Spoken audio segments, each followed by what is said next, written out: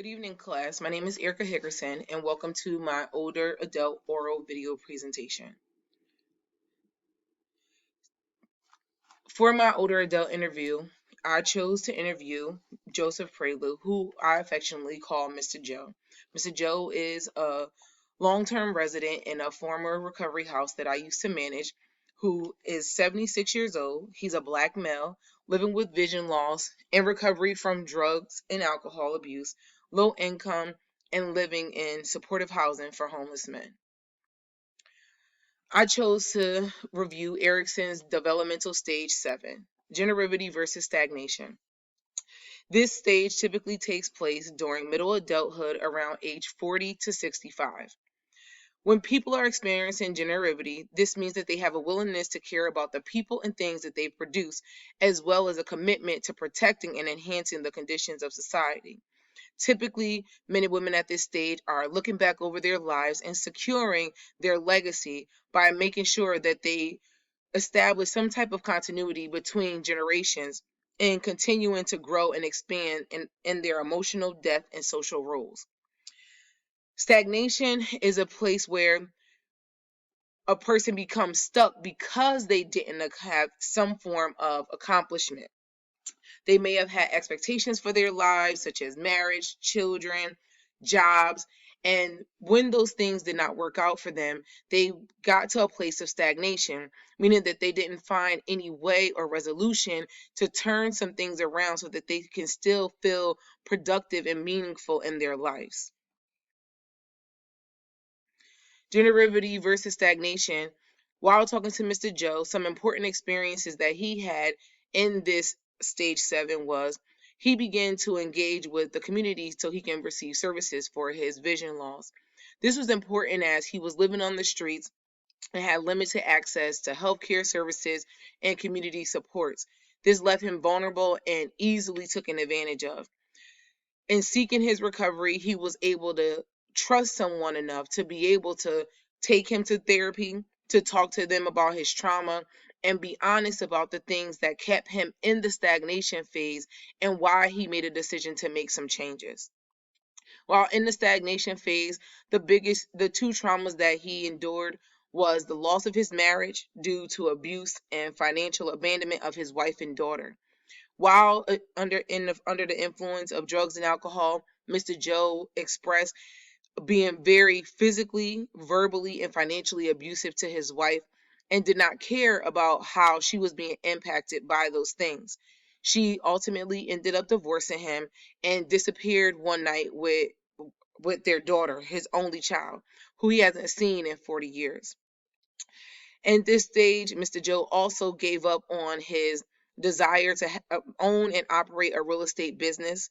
He was off to a great start in his late 20s, early 30s, but the discrimination and racism that he faced in the market really got him down on himself, and he ended up throwing away all the money through his addiction because he was unable to cope with the rejection that he was feeling. Some challenges that he endured in this stage, like I mentioned before, was the lack of access to vision services and impairment for people who are visually impaired. Struggling to deal with the deaths of his close friends, Mr. Joe talked at length about how lonely he was from then to now because everyone that he considered a friend or a family member were no longer living. He felt abandoned by his family, and he understood that that was in part to how he was abusing drugs and alcohol and the hardship that he was putting on them, despite the fact that he was showing up financially and providing for his family, his wife, his extended family. They can no longer take the abuse around his addiction, so they decided to step away out of his life. At this point, after years of sleeping on the street, he finally made a decision to engage with clinical services through the homeless shelters. His body could no longer physically, mentally, or emotionally endure the hardship of sleeping in a tent and not knowing where he was going to get his next meal from. He then, in the recovery house, developed a new network of friends who then became his family. becoming an active member of the NA community, this was an asset for Mr. Joe because he was able to find people that he can trust and didn't have to look over his shoulder or feel unsafe around. He really valued his connection with these new friends and family. As he spoke about it during our interview, he cried and shed some tears and just expressed being extremely grateful for having people come into his life that had his best interests. Maintaining his sobriety was one of the biggest accomplishments in this stage because as I mentioned before, he didn't want to come inside. He didn't trust anybody. He didn't have any family, any friends. And coming inside, he said once he made a decision to come into the shelter, his commitment was going to be that he would not relapse, that he was going to maintain his sobriety at all costs. And in knowing him over the last 8 years, he's done just that. He's been very dedicated to his recovery and dedicated to engaging with clinical services so that he wouldn't have any slip ups. The psychosocial crisis solution that came to mind when thinking about Mr. Joe was the male climacteric phase. This refers to the period between ages 35 to 60 when men begin to reevaluate their careers, familiar relationships, and other major life decisions. Mr. Joe experienced all the textbook symptoms that are associated with this phase, such as depression, anxiety, weight gain, and all of these things he expressed being due to repeated losses and struggling to see how and why he mattered because he was losing families in death, losing money because of his addiction, and not being able to find his way out of this darkness that he felt was just in his life at that point. He began to explain behaviors at this point that were aligned with a phase that most people will call a midlife crisis. Excessive spending, partying, and self-destruction as a way to feel relevant since he no longer had family to share his money with and a child to care for. The biopsychosocial events that Mr. Joe talked at length about, the biggest thing right now that's plaguing him is his health. His health, it began to fade over the years due to his substance use and his lack of contact with medical treatment. Culturally, African Americans tend to not be very trusting of doctors, mental health doctors, or physical health doctors. And he discussed that at length about I don't need a doctor because I can take care of myself. This resulted in him losing his eyesight over the course of 10 years and leaving him extremely vulnerable on the street once he became legally blind. The psychological level of the biopsychosocial events, he was severely depressed due to all the losses, whether it was financial losses or relationships that he lost. The professional losses that he discussed, they still bother him to this day. This is another point in the interview where he just began to feel so sorrowful and regretful that he didn't stand up for himself more, that he didn't fight the adversities in front of him. But being 76 years old, he continued to express how hard it was to try to be a professional young black man in Philadelphia, dealing with racism and dealing with classism that kept him at a disadvantage at all times, never having the equal opportunity to compete at a level that he thought he was deserving of. This was even after he had came out of the military. He had professionally boxed at some time. He was a professional basketball player at some point in time in his life.